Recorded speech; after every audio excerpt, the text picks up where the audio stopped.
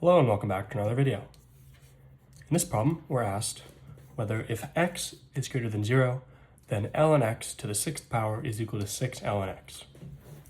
So this is very close to a property of logarithms that is actually true, where if we said ln of x to the 6th is equal to 6 ln x. However, the exponent has to be within the actual calculation of the log. It can't be done outside of it. As an example here, choose x is equal to e. ln of e is 1. If we're plugging this in, this means that we are comparing ln of e to the 6th to 6 ln e. So this is 1 to the 6th versus 6 times 1, and 1 is not equal to 6. Therefore, the statement is false.